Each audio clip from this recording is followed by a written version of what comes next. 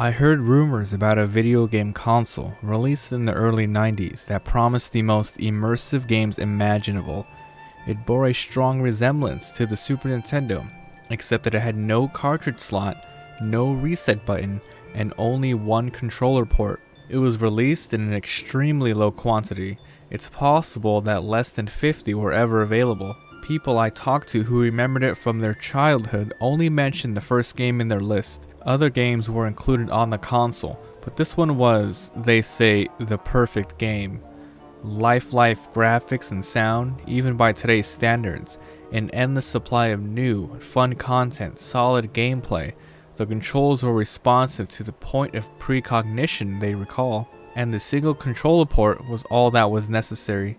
The NPCs in the game were smart enough to be just as entertaining as real players. It was literally a game nobody wanted to stop playing, and the people I interviewed all remarked, somewhat bitterly, that their parents forcibly dragged them away from the television set after a few days of continuous playing and threw the console in the trash. I was intrigued by what I knew so far, so I went looking for more people who remembered this relic of gaming history. I searched high and low for anyone besides the handful of people I had already talked to, and after a month of painstaking investigation, I found two independent accounts. They had a much harder time remembering the specifics of the console, but I was able to jog their memory by repeating what I had in my notes. I can see their eyes light up a little, remembering the perfect game, but both of them said, that's not all the game could do. Both of them said the interface was complete, and I inquired what exactly they meant.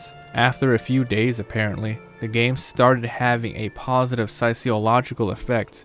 It was as if the actions done in-game were giving the players exercise, and the player was able to go without food and water, seemingly drawing sustenance through the items collected in the levels.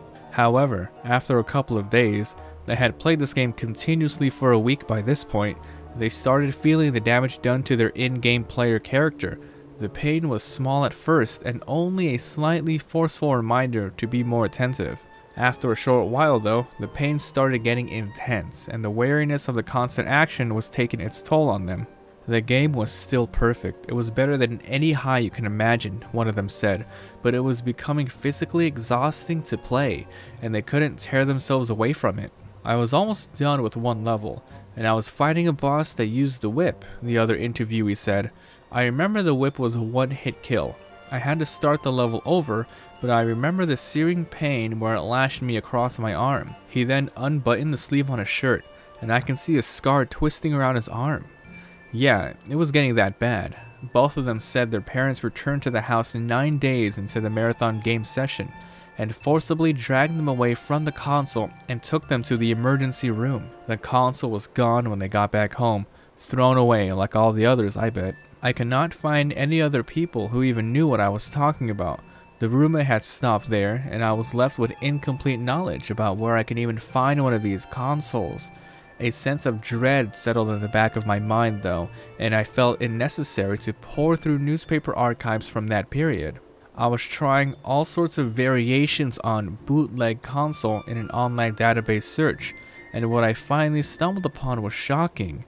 There were 15 separate incidents of people found dead in their homes, sitting in front of their TVs with a bootleg looking console hooked up to it.